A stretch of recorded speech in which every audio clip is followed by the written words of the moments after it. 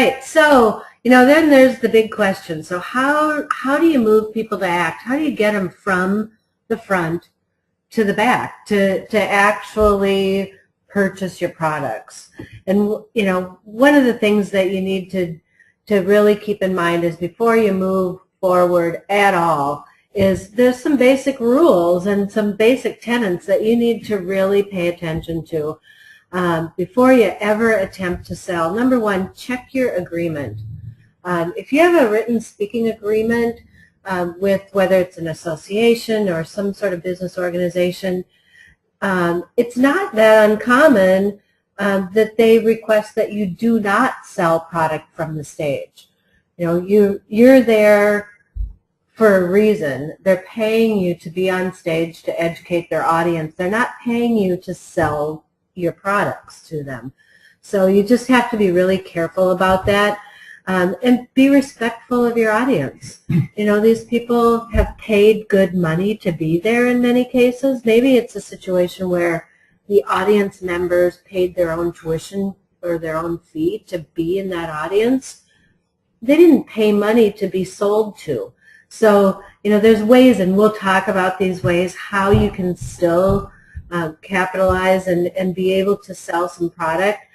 But first and foremost, going back to being amazing.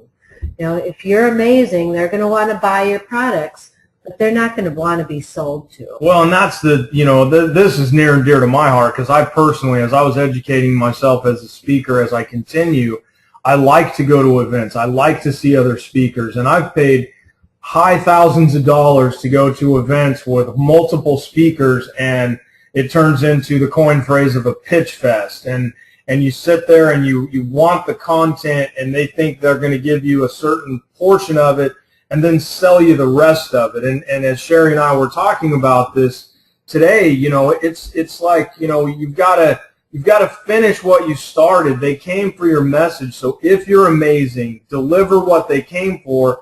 That's going to make them want more, not deliver part of what they came for, hoping they'll buy the rest. That's not what this is about.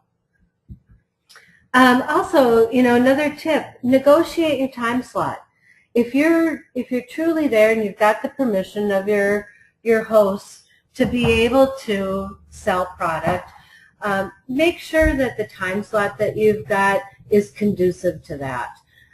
So, when I say negotiate a time slot, talk to those planners about putting you in a slot that's right before a break. That's your sweet spot.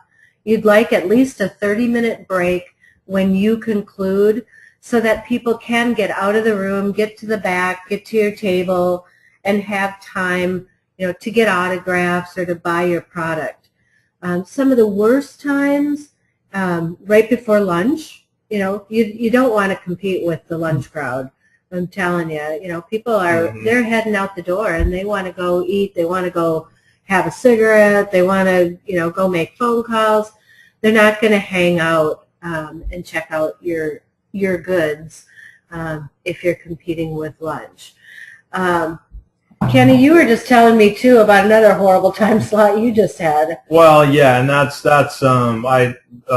last year I did an event where I was an after-dinner speaker for a contracting group that they had cocktails before dinner, then they drank during dinner, then they had dessert with after-dinner cocktails, and then I had my time slot. And so, and to boot with that, with dinner was this heavy pasta meal, and I pride myself on keeping audiences awake and keeping them engaged, and it was some of the hardest speaking I've ever done, and I didn't close as many sales as I normally would in that particular type of demographic because of that. So then you learn from those things, and we're not saying that you don't test some different things, because I've got friends that are they're more humorists, and they do really well in slots like that because that's more their thing. I'm more content-based, more how-to speaker-based, and so my products address those things.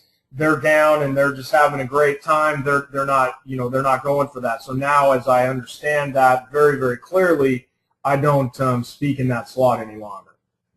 Well, and I think too, it depends if you're getting paid your full fee and what you, Mhm. you know, what you'd True. like to make, then product Absolutely. sales are really not your concern. Mhm. But if they're asking you to reduce your fee That's right. and you're counting on product sales, then you better have a good time slot. Exactly. Very true. Be prepared for the results. And I'm going to jump ahead to the next one here too. Have help.